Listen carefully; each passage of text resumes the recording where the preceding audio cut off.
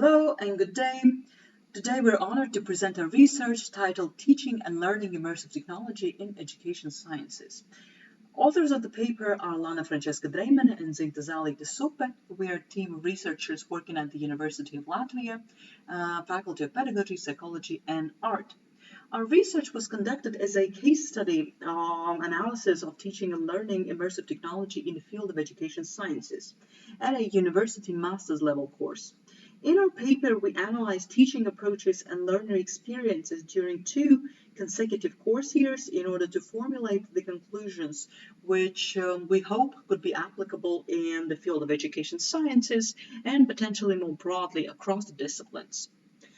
XR has transformed human-computer interface by humanizing it much further than any other technology before its time.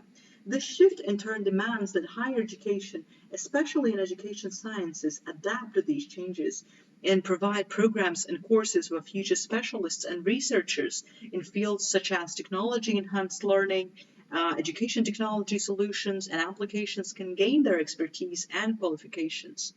In practice, this manifests as a tension created by the skill gap, where the 2 fields, education and immersive technology, have merged in practical reality. However, the experts in the field of immersive learning are most often educated in one or the other.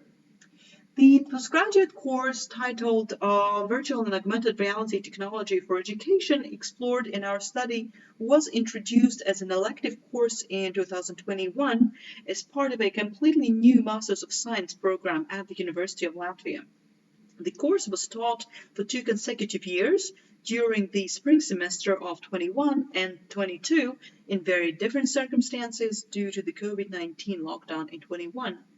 The idea behind the immersive technology learning course was to fuse the best research available in the fields of cognitive pedagogy, technology-enhanced learning, XR for learning, and instructional design in order to enable education sciences graduates to traverse both fields, education and immersive technology, and to help in bridging the skill and knowledge gap that we mentioned earlier. A little bit about our methodology.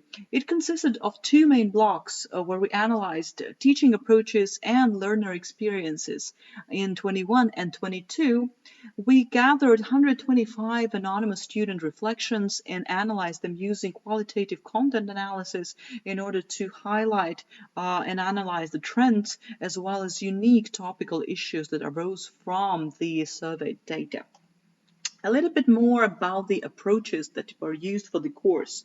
The initial course design envisaged a challenging yet very necessary balance between research-based and experienced or hands-on based approach.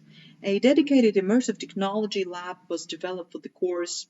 The main mode of the course delivery by design was hybrid, research-based approach, where theory and research-based modules were delivered online, while the hands-on immersive technology experience was meant to be gained in person at the lab. The hybrid approach was utilized in 2022. However, because of the social distancing limitations in 21, various necessary amendments had to be made to the initial course design in order to deliver the course entirely remotely. In 21, thus, we used expert groups and networks were a great way to ignite student motivation and passion for knowledge hunting. Also, a true challenge to deliver opportunities it was in 2021. However, this challenge was addressed head-on by involving students in virtual meetings and conferences such as ILRN, also meeting national and international experts in the field of XR.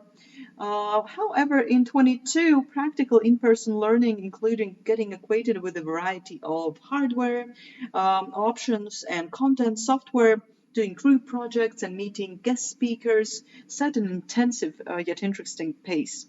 Asynchronous learning was enabled in both years by employing a flipped classroom approach when it came to introducing new topics and utilizing a variety of digital tools and resources, including co-working This allowed for more contact time to be spent on in-depth analysis, collaborative and practical work, resulting in high fluidity across learning environments and actually learner-driven learning. And to conclude, our study confirmed that courses which already practiced self-blend and enriched virtual in models of learning have the advantages of transitioning to either remote or in-person learning smoother or almost unnoticeably.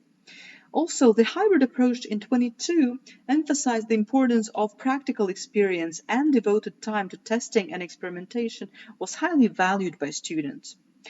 The hybrid approach also highlighted challenges for educators to closely monitor the pace that students progressed in both parallels, theory and practical skill acquisition, especially for a group with diverse prior background.